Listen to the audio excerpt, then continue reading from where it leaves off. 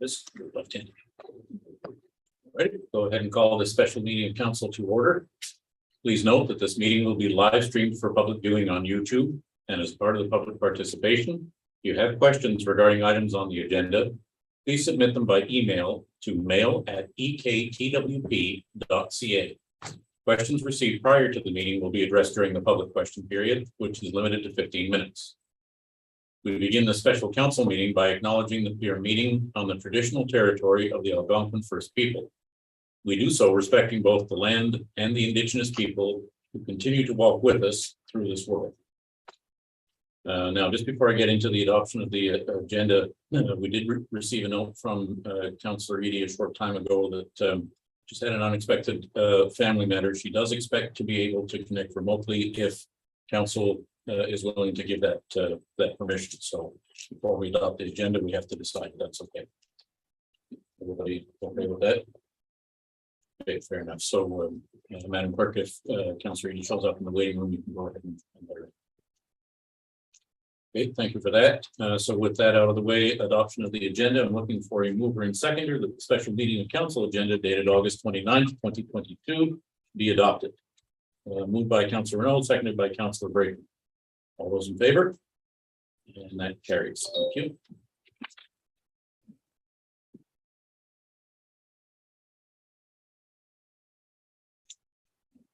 Apparently, Councillor Edie is having trouble with the link. He says that it's not actually letting her even get to the waiting room.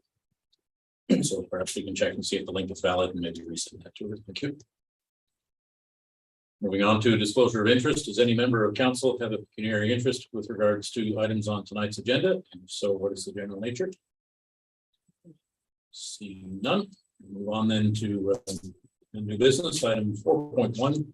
It's a draft of the asset management plan. Looking for a mover and seconder to receive this, and then we can start the discussion. Moved by Councillor Lincoln, seconded by Councillor Smith, that the draft asset management plan be received. Now, Madam Director, did you have anything that you want to add, or would you like to introduce our guests? I'm assuming this is Jordan. He's logged in as Charlie Berry. Is that Jordan? Oh, sorry about that. Yeah, just change the name. So this is Jordan Gonda. He is senior, I forget your title. Asset management consultant For Public Sector Digest, who we've purchased the asset management software from. And they had, they've done the actual asset management plan to bring us into compliance for 2022 and forward, because we've done the work to keep us good till 2024. And I believe Jordan has a slide deck to run through before we have more questions and discussion. Okay, thank you very much. So with that, we'll sort of we'll turn it over to you, Jordan. Thanks, everyone. So I'll be presenting today the 2021 asset management plan developed in 2022.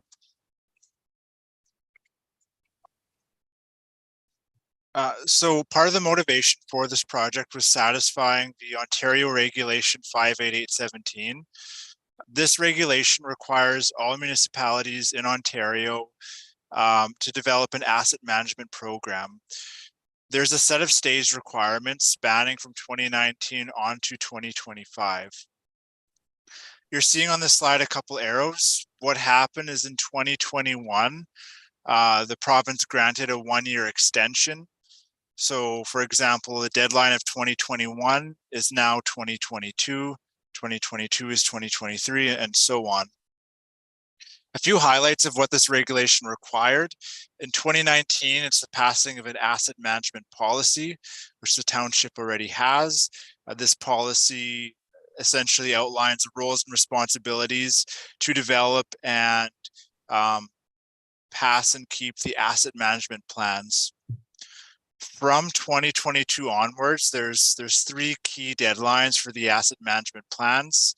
In 2022, it's for the core assets at current levels of service.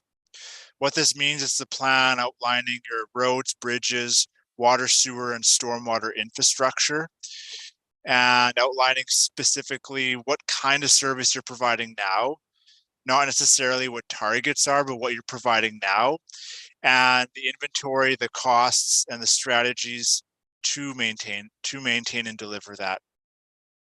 In 2024, which this plan satisfies, are those same requirements, but for all assets. So it's for your, for example, your facilities, vehicles, equipment, land, all of the capital assets.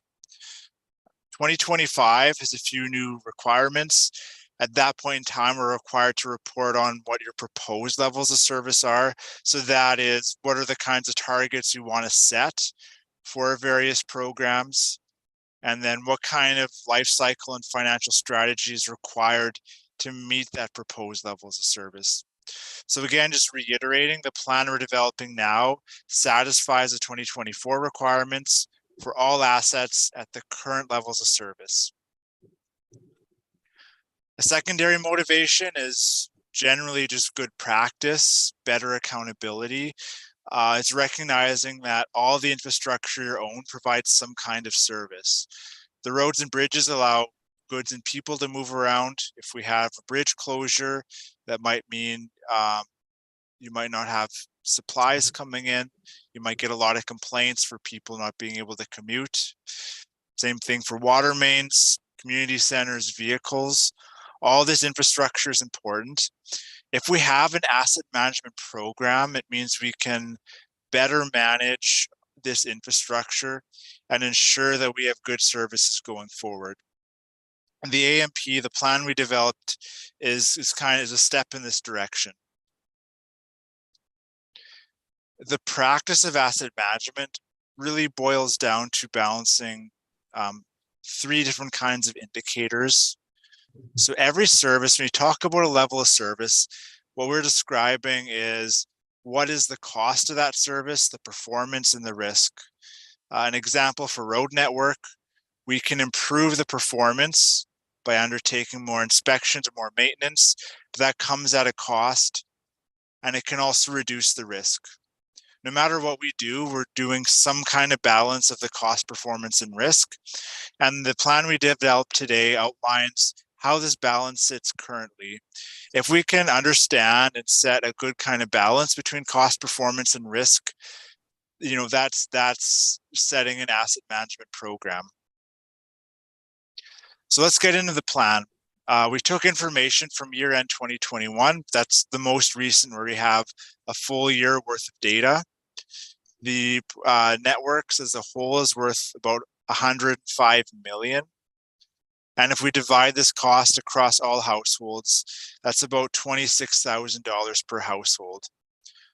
So what that means is if we had to replace everything that the township owns tomorrow, it's about $26,000 per household.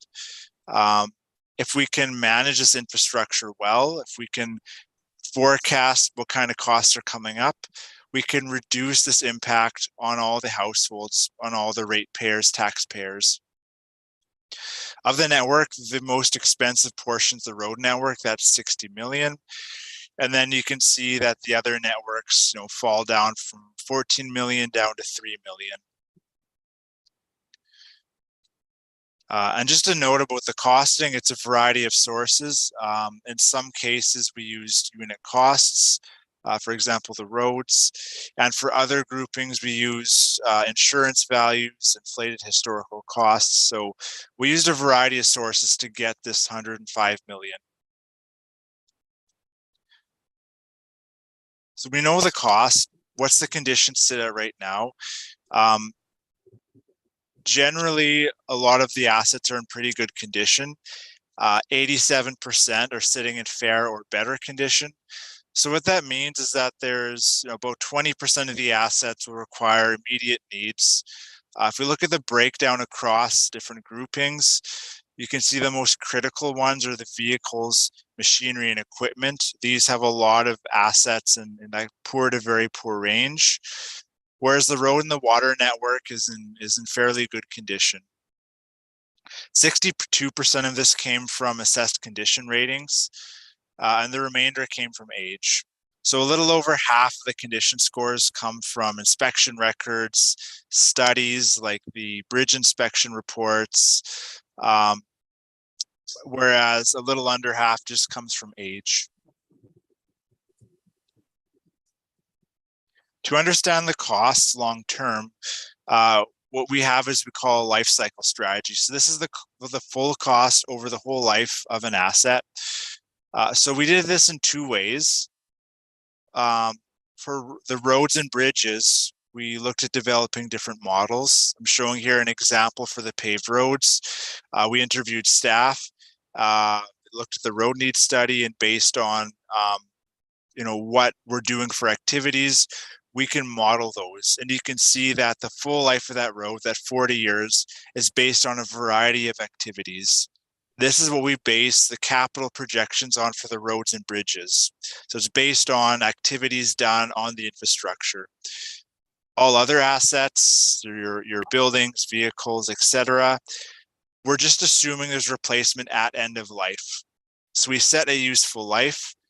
For vehicles, it might be 10 years, buildings quite a bit longer, and then we replace it at the end.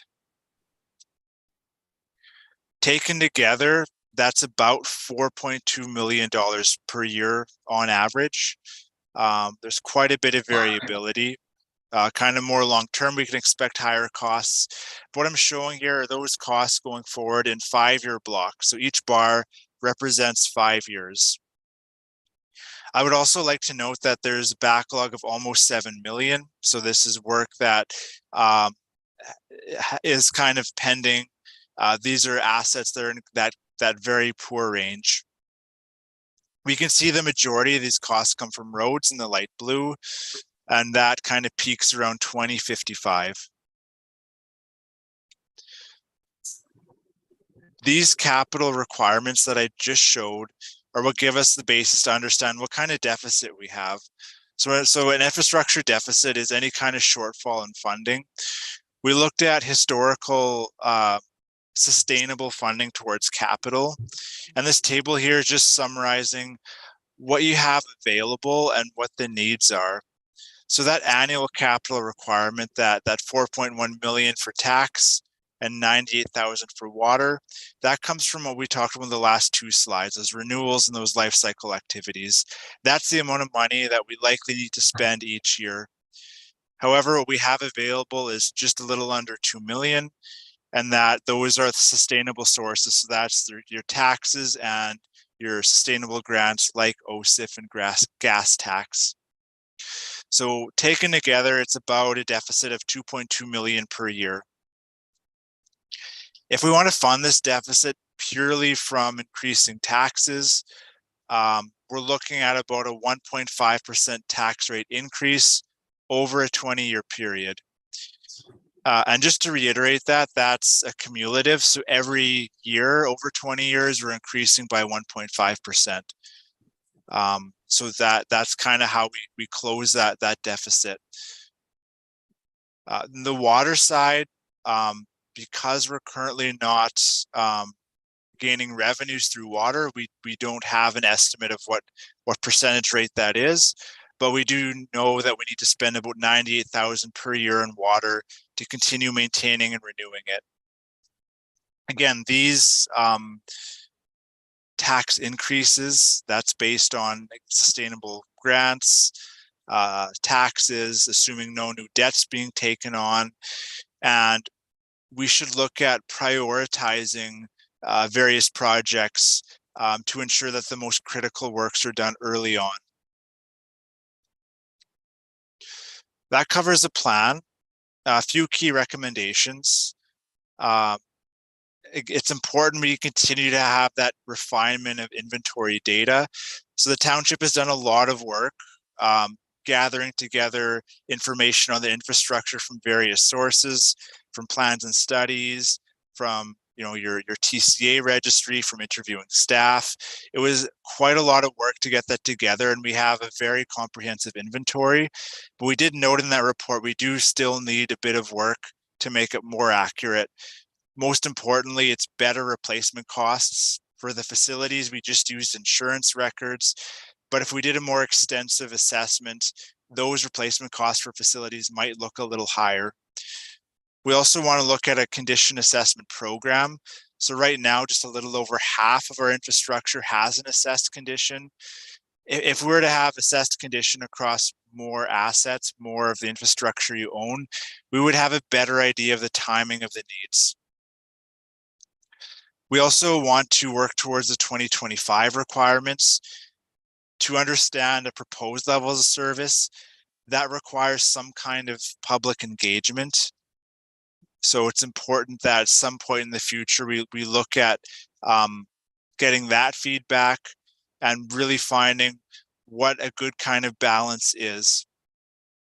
And lastly, continuous and improvement and regular review. So this plan is it's not something that you do once and you're done. It's a living document, should be continuously updated as you get more information. Some key considerations of this plan is just a snapshot in time. We took the best information from 2021, but each year,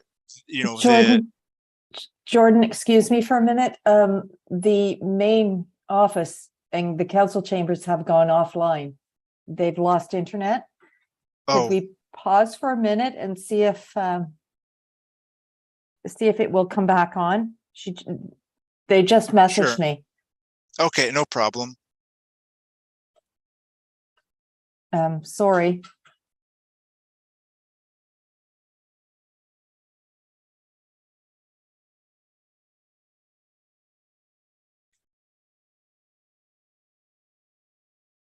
Sorry about this.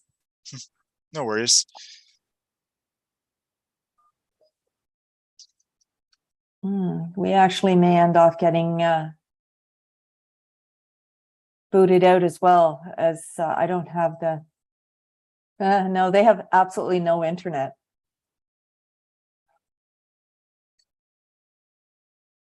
Councillor Edie, do you have internet? I'm good right now, but it did just start to like torrential downpour outside, so that's probably what hit them. Yeah, I was just saying to do you know Allison.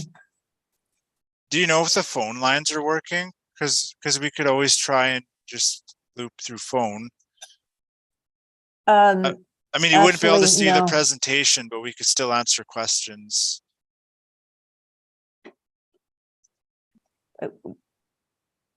Oh, it's trying to come back up. The problem is that this is a council meeting, so it has to be in some way public, and we can't do it through the phone lines. Right. We had a wicked little storm come through here just before the meeting started, Councillor Edie, and the trees are like bent over. So maybe they just got hit with it.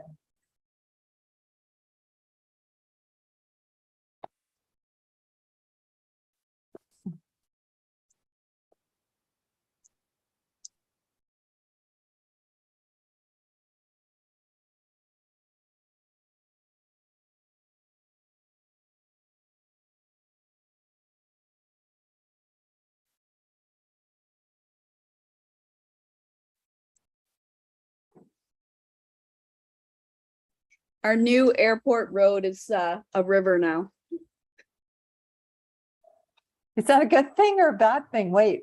It's very fun. We could get the kayaks out.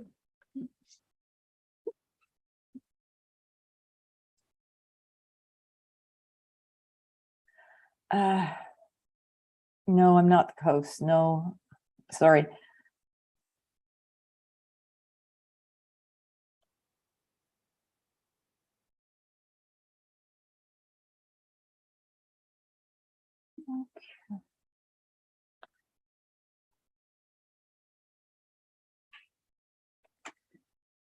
Should have thought of making me the host, the co-host when Jordan Mhm.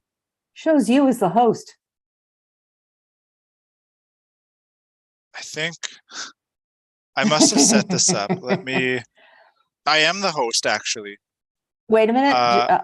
Or no, let me just check. I'm gonna stop sharing. Oh. You're still looking. When the power went out, Jordan like automatically went to host. Well, why didn't you notice Yeah, that because before I did? I didn't create this meeting, but No, but I think maybe once you shared. So I just told Allison that you appear to be the host, so you might want to watch for participants to see if the council chambers comes back Okay. up. okay. That would be good if that was the case. Okay.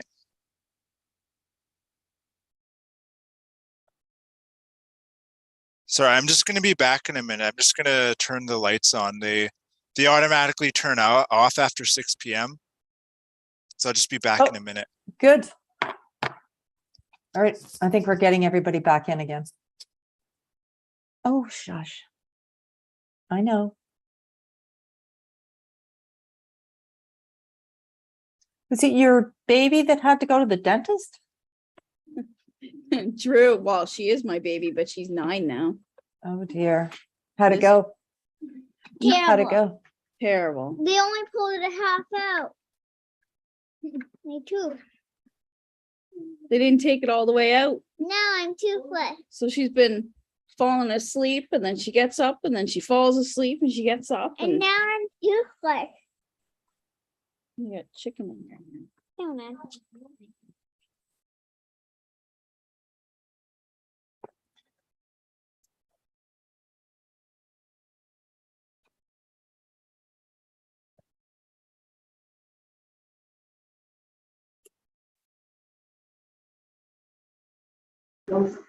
I think we're slowly getting there, Okay. but we might have to have a second YouTube. Sorry, I'm talking to them on the laptop. Yeah. We might have to start another recording though to YouTube. Oh, yeah. That's fine. I mean, it is what it is. Jordan's just Sorry, excused I'm himself back. for a minute. Oh, he's back. We're almost there. We still don't, yeah, okay. I was gonna say, still don't have the council chambers, but look at you go. So just 1 second.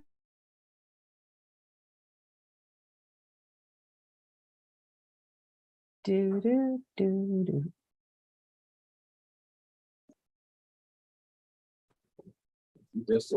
We're almost there. I don't know what storm it was in Franklin, but it took out a tree, it came down on 2 of their vehicles, the whole fence, the whole backyard, oh my. Oh, our live stream, it looks like it did continue.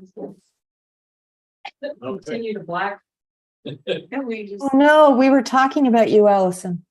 I'll watch the video later. All right, so we're back on live and it looks like we're all back in the room together. The band is back together. Yeah, just remember where you left off. Well, so the last that we heard, we were talking about the financial strategy slide. And the timing of a 20-year horizon and a 1.5 cumulative tax increase to meet the need. That was the slide where we lost you. Okay, Key AM program. sure. Okay, so let me just reiterate. So we discussed about a deficit of 2.2 million. And then what we did is we provided some recommendations for closing that based on tax rate increases.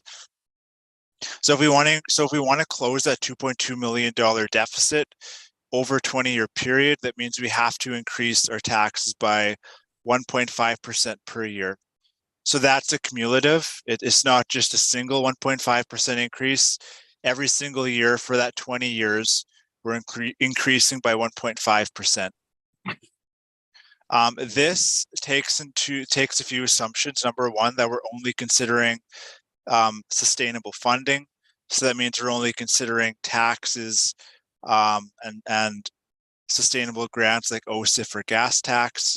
we're not considering other sources of revenue. So this 1.5% rate increase just assumes those revenues. We're also assuming we're not taking on any new debt. And we're also hoping that we have some kind of prioritization process to address the critical needs early on. So in our plan, we did outline the risks for the various asset categories. So that information should help supplement that planning. For the water network, we still need to determine the funding. We know there's a need of $98,000 per year. So it's about developing an appropriate rate structure so we can fund that. So that covers the plan. A few recommendations. Number one is continuous refinement of the asset inventory. So we did a lot of work with staff to put together an inventory.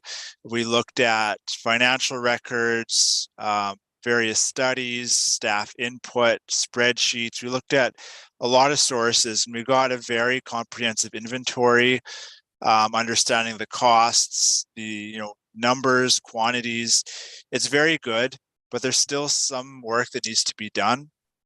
For example, we need to update replacement costs for facilities, because right now they're just based on insurance values, which is generally lower than the true replacement cost. We're also assuming that almost half the assets have age as the only indicator of condition, but we know that the true condition is based on the operating environment, how that was manufactured, how it's used.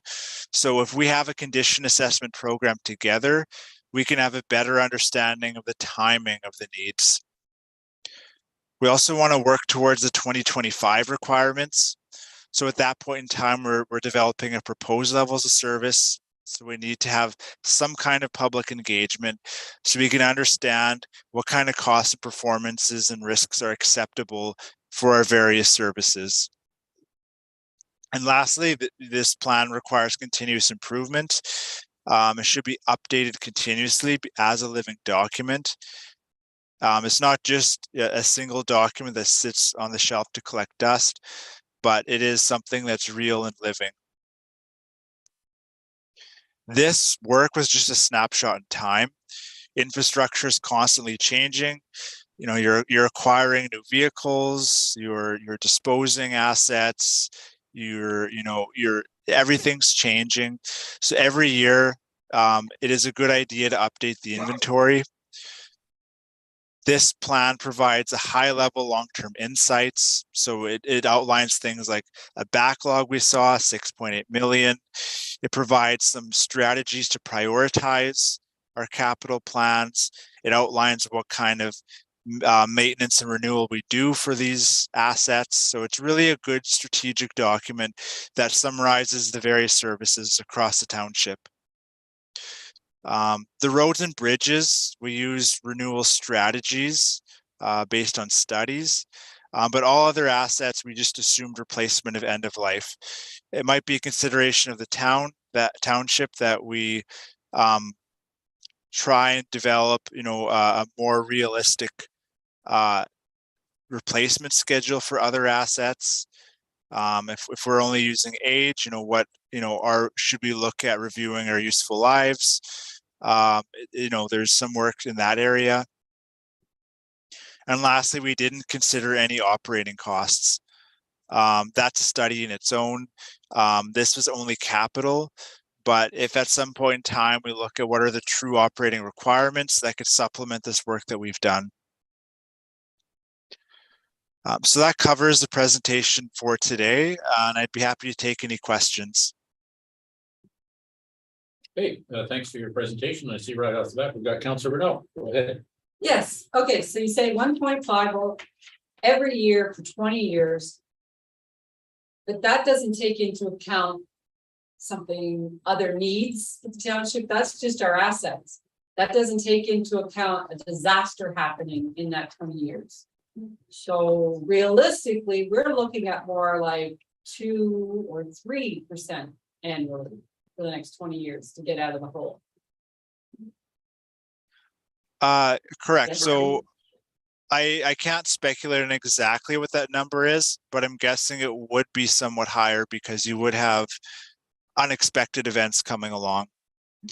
These are just the planned replacements based on a strategy that's been defined by staff and various reports, engineering studies. Okay, thank you. Any other questions, comments? Do you want me to expand on that a little? Sure, yeah, It is a Director. point in time, and we don't have a crystal ball. We don't have a crystal ball for disasters that could happen. We also don't have a crystal ball of what kind of funding we're gonna maybe be eligible for from the feds in the province, so there's no real way to nail it down to this is the exact figure. We just have to go with the information we have this year. And then when we take a look at it, maybe we can do some more condition rating stuff, and council will need to make some choices on some assets. Are we going to replace this asset when it's done? Or is it just gonna be done? Do we need to save to replace it, or is that the end of its life? And so it's a huge, we have some work to do. Follow up? Okay, I guess what I'm trying to say is that we should not be, when we're doing a budget, saying, oh, this is all we want to increase our taxes by because this is what the public wants. We need to be looking at realistically, if we want to stay with our head above water, we have to be looking higher than what we think we should be. Because Well, we've not been, some councils go at 0, which is insane. And some go but too this low. council, I was proud of this council because you automatically did the 1%. Yeah. Already for your capital. So maybe you have to, do 1.5 on the full thing. I don't know. This is the suggestion based on the information we have right now. Okay, anybody else? Councilor Brayton. Thank you. I found a lady today and she lives in Township. Below us. East of us. Her taxes is more than double what mine is. I'm not saying that my taxes are too cheap. Maybe they're too expensive, I don't know. But if we start charging what we should charge, we're gonna be running out of the country. As council. Right, where do you stop? Like I said before, I don't wanna have to move to Rockville and get cheaper taxes. And everybody knows what they're, I know there's more services in there, but their taxes are way more than ours. So. We've gotta get somewhere in the middle. Yeah. I'm not saying we can't charge anymore for taxes, we're gonna have to charge, but. We're gonna have to sensitive. We just need more people, though. Well, we need some.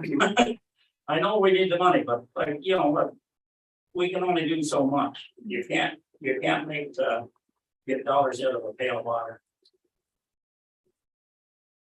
Anybody else? Councilor Smith? Just a comment in regards to the operating costs, which is not included in this analysis, but, we talk about assets, and we talk about, down the road, do we replace it, do we not?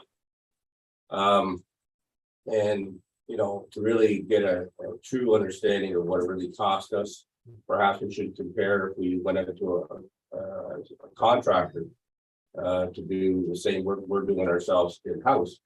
There could be savings on your assets right there alone, that you may not need those buildings, you may not need all the equipment replacements if you have a contractor.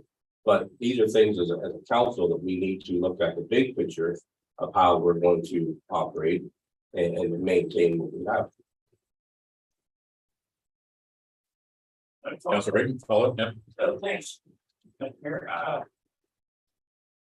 I'm a believer of maintaining what we have.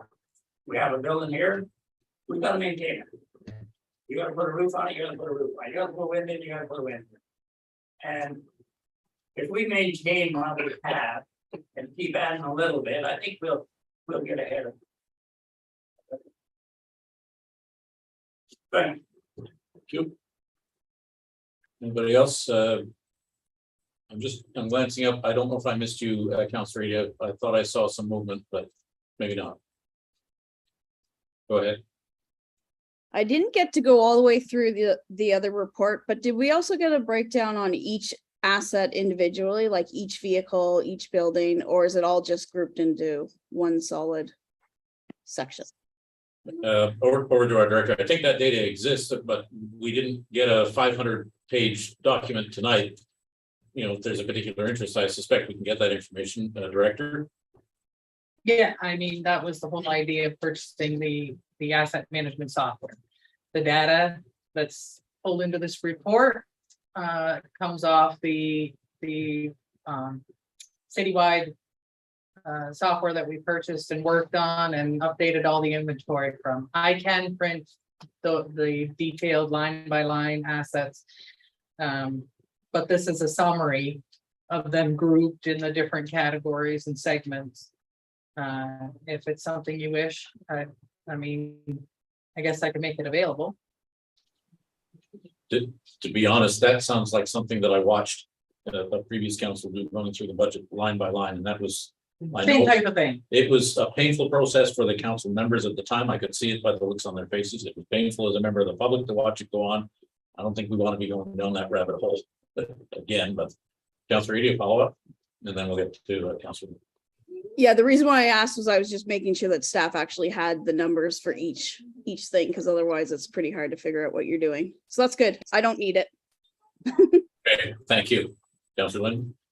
I think as a council, we all can see how much the costs of everything are increasing completely around us. And as our finance director said, that, you know, I mean, it's a guide and somewhere for us to look to. But it comes back to the same thing always is, you know, I mean, right now we're looking at little bits of growth here, whether it's through building, a little bit in our industrial park.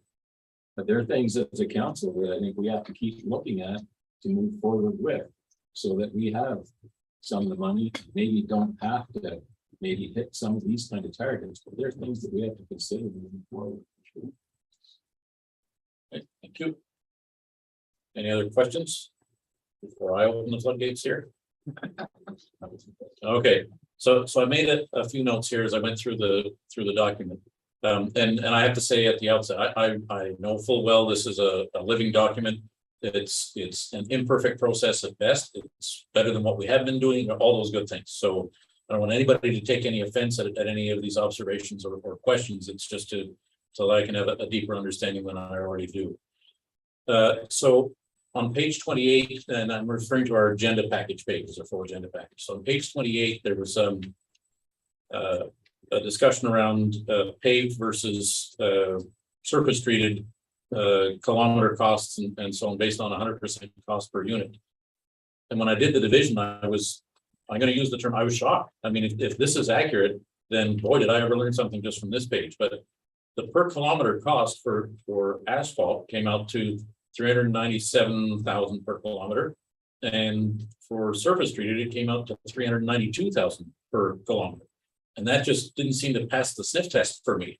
The conventional wisdom has always been that the surface treated roads don't last as long. You have to get back to them every 6 or 7 years to put another lift on them, but it was a less expensive cost.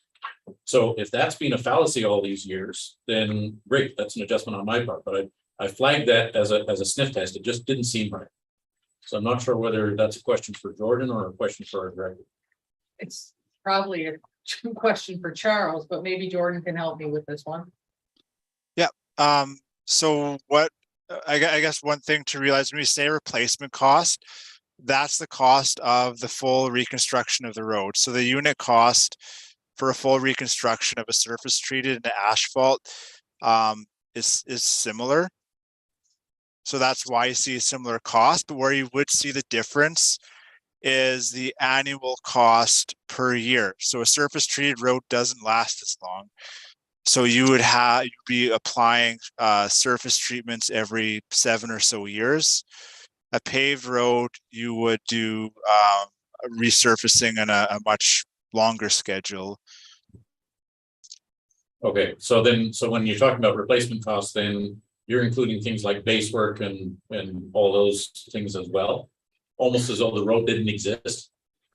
Correct. So that replacement cost is more of a theoretical number.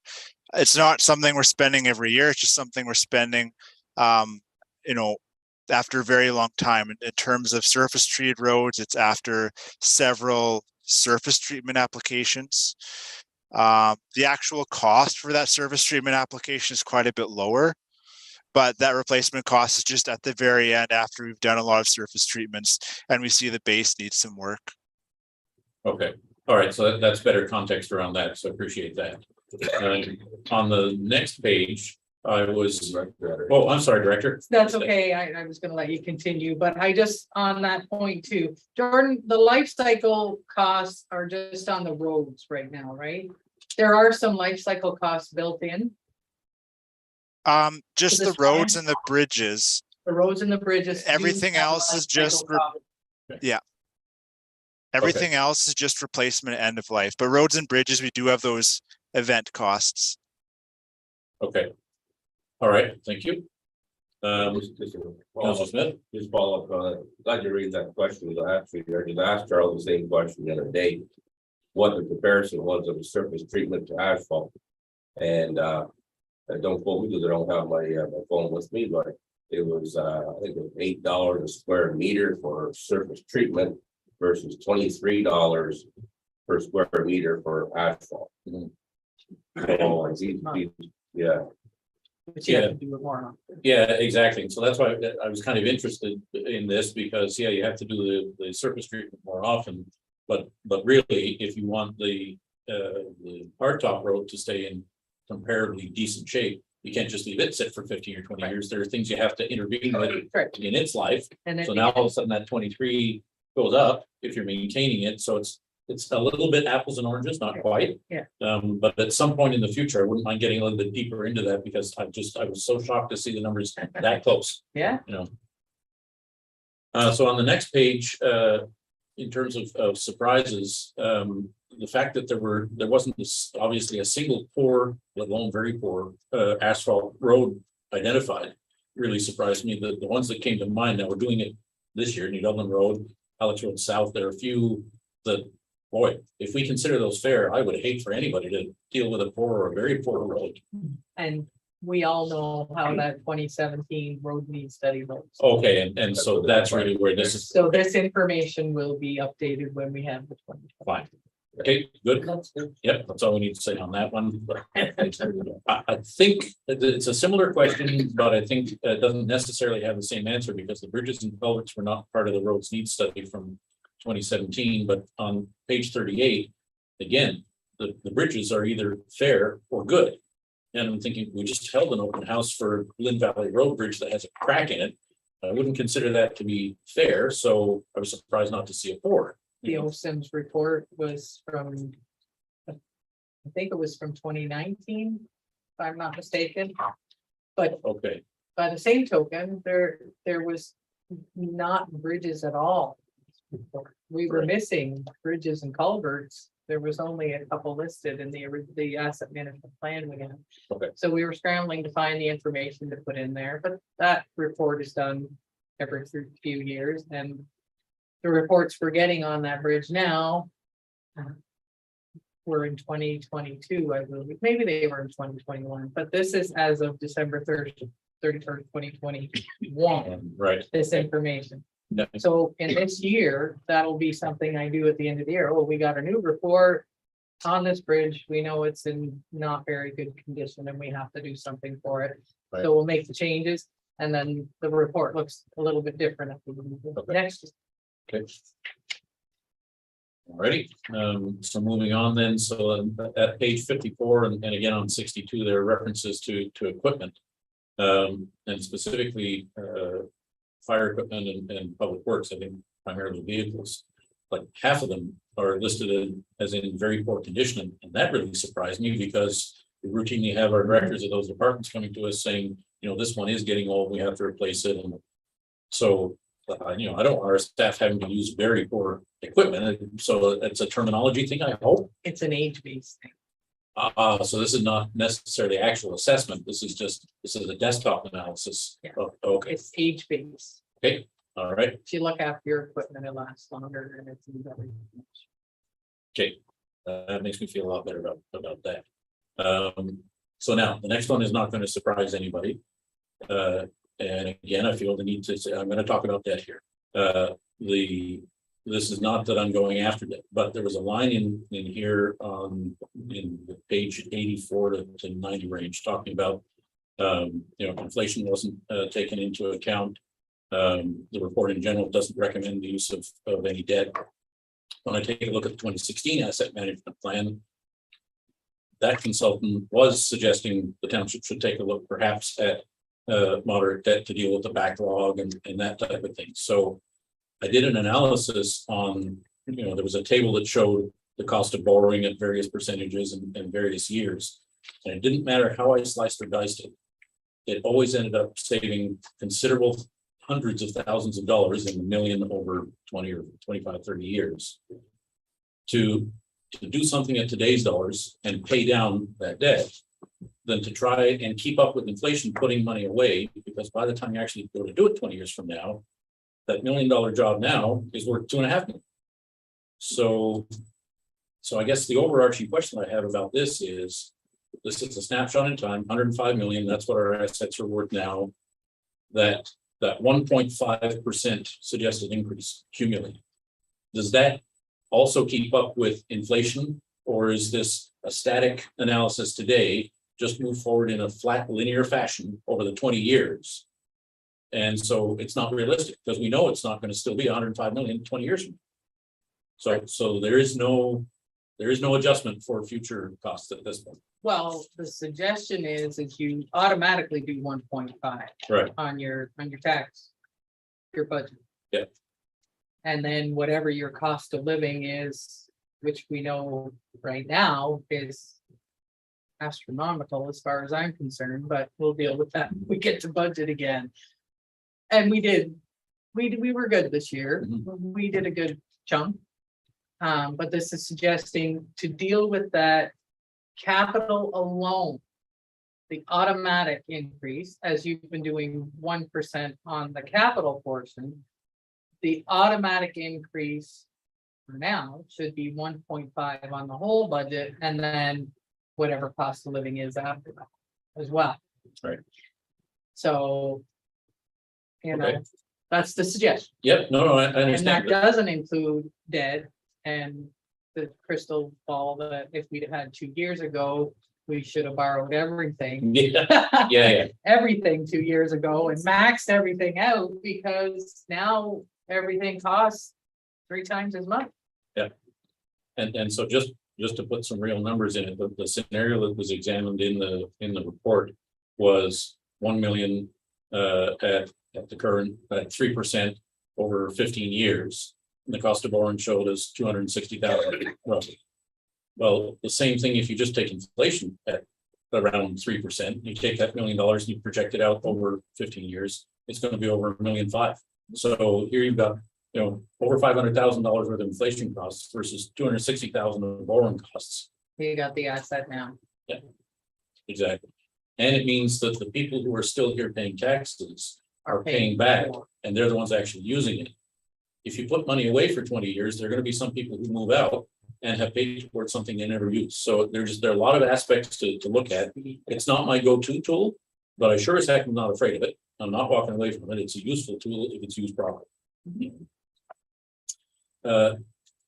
So overall, I'm almost at the end of my questions. Overall, this asset management plan presentation is quite different to what councils have been used to seeing traditionally. We normally would see in our financial statements at the end of the year and so on, the 3 key indicators for me are the asset consumption ratio, the investment in capital, and our reserve and surplus. So I don't know whether we can relate those. I know that we're not quite at the point where we're going to receive the auditor's report, but are we able to at least relate those key indicators to this so that we can? I did calculate those. Okay. So something to keep in mind is, again, with the apples to apples. Previously, We didn't have sidewalks on our asset management plan. We Right. didn't have water on our asset management plans. And there was a few bridges and culverts missing, so. To look at these ratios and these dollars compared to last year, Right, okay, I did do the rates without the water in there, because that's a big chunk. Sure. 7.7 million or 7.5 million, I think, is the water. Yeah. So in 2020, our invested in capital assets was at 15 million. With the water, it's 19.63 million. Without the water, it's 16.67 million. that's this year. That's this year. Okay. For 2021. But we have a new fire hall and there was some things that got loaded on there in 2021. Yep. The asset consumption ratio with the water is 59.33%. Without the water is 61.73%. All right. That helps. Okay, so that's, oh, I have one quick question about the water. Of course, we own the water line, but Rockville looks after the repairs and actually, providing the water and that type of thing. Do you know if the city of Rockville is collecting anything towards a reserve for the pipeline or whatever, or? That's our responsibility, and we do have in our agreement with Rockville. We use the same rate they do, and it balances all out in the end, and Right. there's surplus or none. And that just sits there in case there's an overage in the next year. It's not really, and they do some minor capital stuff, but not on their side, like they have to do water. Their treatments, and we're responsible for a share of that because it's feeding. Sure. But the stuff that is completely ours, we would have to add a capital rate in order to collect money on just those ratepayers that are ours. Okay, And we can't put it in taxes because not everybody, sure. so it would have to be a water and sewer rate thing. Yeah. That we'd have to start collecting. And I wanted to build it in here because, the system has already gone this many years. Mhm.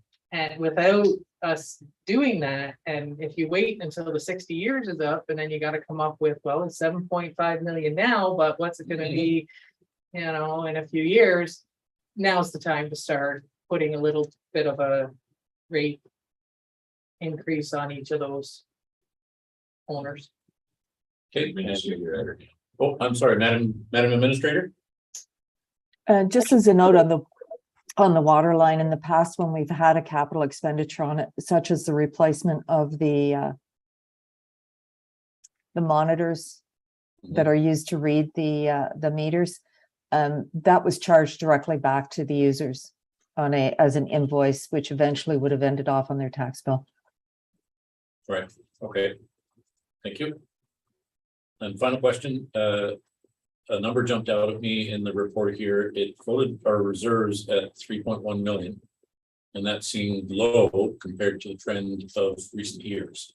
So I'm sure there's an explanation for that too. There is. Okay, So the reserves that were included in the asset management plan strictly are capital reserves. So, stuff like the strategic asset management or the strategic reserve would not be included in here because it could be used for operating, it could be used for. We also have working reserves that we need to cover off our tax arrears. And we have trust funds and stuff that we can't use for capital. So that number is strictly capital reserves. okay, perfect. All right, so that gets to the end of my list. So one final call. Any other questions? Or Senator Go. Okay.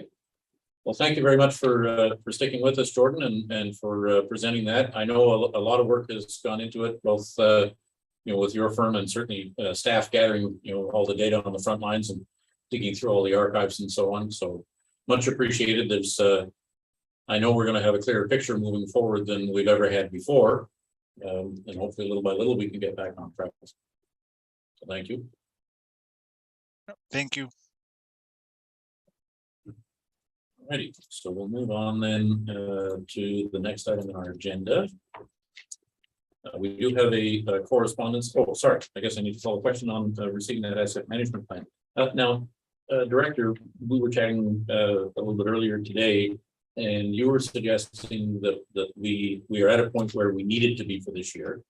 In the presentation, it looked like we're 2 years, 18 months ahead of time, saying, you're at the 2024 requirements. So right now, the motion is simply to receive the asset management plan. Do you need anything else of us right now? I need to be able to send in this as an approved asset management plan to the Ministry of Municipal Affairs. They're bugging me for it. Okay, It's contingent on on grants and everything else. right. We have to have this on file and they're looking for it. They're looking to make sure we're compliant for 2022. And the only difference between 2022 and 2024 is we only had to do the core. Right. But we went ahead and did equipment and vehicles Ah. but we have to have that core infrastructure in Okay, this year level of service. so then the motion that's on the floor right now is that the draft asset management plan be received. Should we be amending that to say be approved? If you're comfortable, absolutely. Okay. So council, what's your pleasure? Are we comfortable approving it at this point? Okay, so I'm going to say then that the motion is that the draft asset management plan be approved. Before I call the question, and Madam Director, I would suggest when we get in touch with Municipal Affairs and Housing to send this to them, we should make a point of the fact that we are actually, yes, we're meeting the core requirement right now, but we're now also 2 years ahead. Yeah. Right. So hopefully we'll go from their bad books into their really good ones. All right, so I'm going to go ahead and call the question, and all those in favor. And that's carried. Thank you very much. Are we in the bad books? No, it's just that they're chasing us for this, for the core Along with every other. requirements, but we've gone above and beyond that now, so we're all good. All right, moving on to correspondence. We do have one correspondence item here this evening. The motion is that correspondence item 1 be received and supported. Looking for a mover and seconder for that. Moved by Councillor Smith, seconded by Councillor Linton. Madam Administrator, did you have anything else that you wish to add, or I'm not sure this is your baby, but Madam Treasurer? No, I don't. I know that the mappings will be important for our landowners in our planning process. Okay, so I'll open the floor for a discussion, if any, then. Councillor. Okay, so we're gonna have to approve CRCA submitting the application and paying them the money to do so. Is that what I'm understanding? That's the gist that I got. Madam Administrator, that your understanding? I stand to be corrected. This is a grant application that they're proposing to put in, and the more partners they have, the better it is. So the grant, if we support it at this point in principle, the grant application still has to be made, and then further commitment at that point. Okay, any follow up? Yes. Okay. So if I read this correctly, and I think I read it wrong the first time, they're looking at submitting the application for us and that's providing an in-kind service of 13,000. Is that? So we don't have to pay 13,000. They're doing it out of the goodness of their heart. That's their in-kind project management and other support is what CRCA is willing to put in. Right, so we would still incur some costs, but I guess they wanted to make it clear that they are also going to be footing an internal bill for some effort, but we will incur some costs out of this as well. Yeah. It has to be broken up between municipalities. Yeah, then, so I guess if only 3 municipalities come on board, then our share would be different than if 6 come on board, 5. Okay. Any other discussion or questions? Just have a logistical question. It's not that I necessarily think this is a bad idea. Anytime that there's, opportunity for funding, it's a good idea to go after it. But every now and then something comes back to bite us.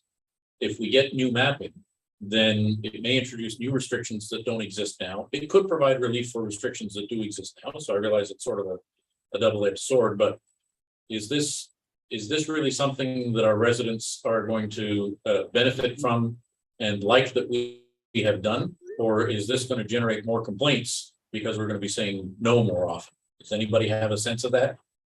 And I'm looking at you, Madam Administrator. Thank you. In the past 20 years that I've been here, there has been a number of properties that we've entered into discussions with CRCA regarding the floodplain and the lines that are there on water management and so on. And they've been at some cost to the ratepayer. They've been proven to be not quite accurate. And I think the more accurate we can get through different mapping, the better off it will be for our actual ratepayers. Okay, and part of the reason that I'm leery is that certainly at the county level, the county has just finished going through an aggregate mapping process. And the province imposed upon us the mapping data that they had available. So I may be tarring the federal ministry with a similar brush. But that in many cases, that mapping data proved to be less accurate than what the municipalities had locally and imposed a development constraint that now property owners have to overcome. Because 75 to 80% of the counties is now protected for bedrock and extraction. So, that was the context in which I was just a little bit leery about supporting this. I didn't want to get into another scenario where we ended up with a big behemoth ministry doing mapping data just using flyover and then saying, okay, well, it doesn't matter, you have more accurate data, ours is the one you use. So if we don't have a fear of that going on, then fair enough. I'm all for accuracy, so long as it's more accurate, not less accurate than what we've got now. I don't know if any other discussion before we take a vote on that. Sorry, Councilor Renault. I was, and maybe I am assuming wrong, that this is trying to avoid flooding of personal property. Yeah. And quite frankly, the more information we have, I would think as a homeowner, that would be good. Because how many houses, how many places have been flooded that people have built too close, or they haven't followed the rules in the first place, or they were allowed to build there and really never should have been allowed. And now it's coming back to bite us because of the floodings, and I think that's only going to get worse. It seems the weather is now, it's here, it's down there, it's just so extreme, and from one to the other, that we should be as cautious as we can when it comes to people being allowed to build things in the floodplain. And then coming back to actually maybe sue us for allowing them to do something that they should never have done in the first place. Well, Am I wrong? Well, it's a good question. I don't know if you have any insight, Madam Administrator, and then we've got another question coming up.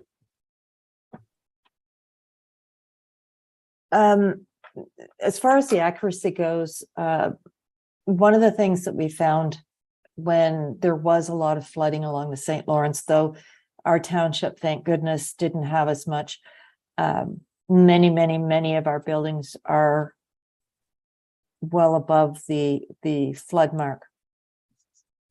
But we didn't know that until we actually had some decent spots where we knew, because we went and we did the site visits. And our mapping is out slightly in a lot of this because we are using old data, and hopefully this new data will assist our ratepayers even more and provide some sense of relief. Okay, thank you, Councilor Lynn. Just a comment, I think too, even with the St. Lawrence idea, what happened there, we got through that pretty well on the old data that we had.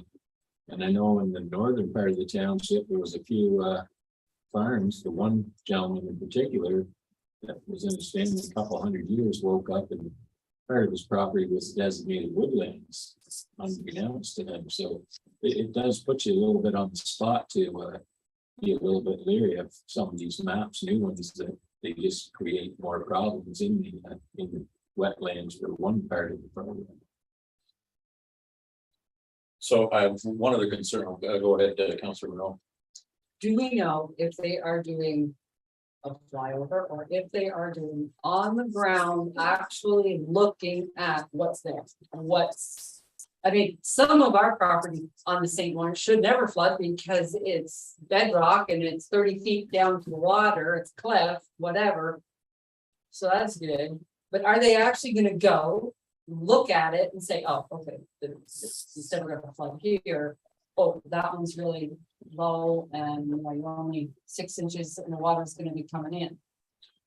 I'll tell you, it was in the opening paragraph that I got the impression that this was going to be a highly automated exercise with the LiDAR elevation data. So I got the distinct impression this is going to be machinery, not boots on the ground, actually going and seeing what makes common sense versus what something looks like from the air. I think this is just a highly automated process, and that's why I'm a little bit leery.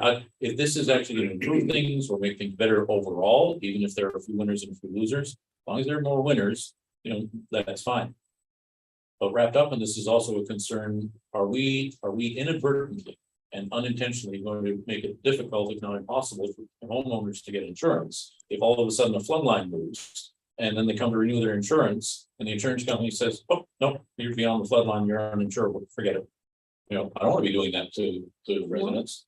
And if we don't know whether we're going to do that or not, again, I'm leery to just go ahead with what seems like a good idea because there are 50-cent dollars hanging down there, and then be apologizing after the fact, saying, "Oh, gee, I didn't know we were going to do that." But I think we better find out what we're about to do. Councilor Brayden. Thank you, Mr. Mayor. I'm just gonna say, we better find out before we jump and say what this be a good idea. It's not. We better find it. Do you think you would be able, Madam Administrator, do you have a source of information where we would be able to determine if we're going to have an unintentional impact on insurance and things like that? It's the negative, it's the unforeseen negative consequences I'm concerned about. They don't have have to have the application in until September 16th. I would suggest that staff be given the time to check out insurance as well as line movement, what that would mean for property owners. Okay. So then I guess, are we going to receive and refer this to staff then? Or I guess staff already have it. So how would you like to handle this? You can just refer it to staff. Okay. Receive and refer to staff. Okay, so the motion then will be that correspondence item 1 be received and referred to staff.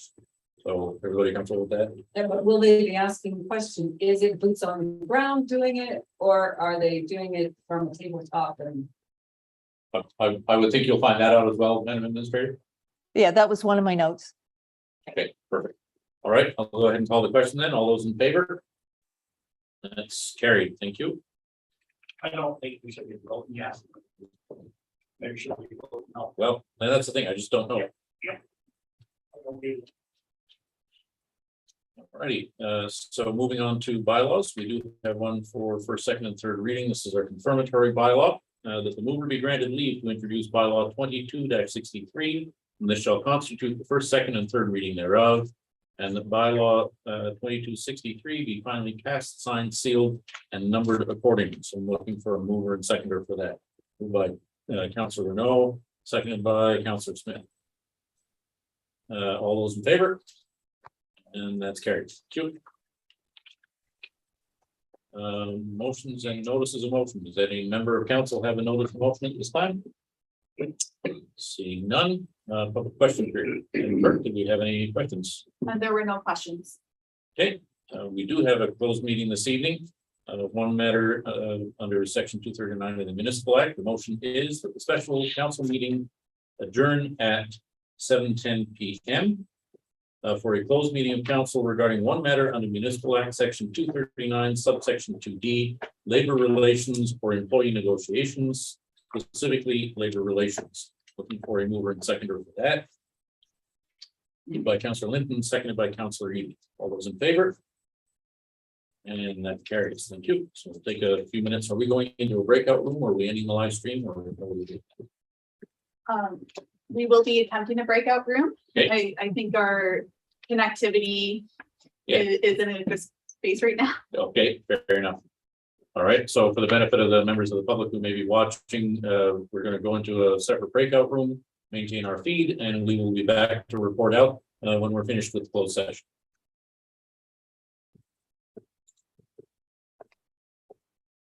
I made things. Done. The open session is done and we're just moving. It will be in a few minutes. We're moving into a breakout room. You still record it. Just not recorded.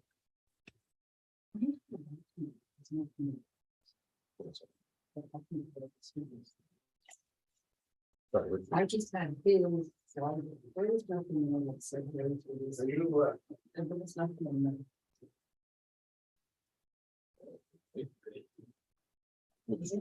Maybe. Somebody- Oh, Oh, there, okay, yeah, so that was all I had, there was no other second document. yeah, so. It's just his. Still, We are at the moment.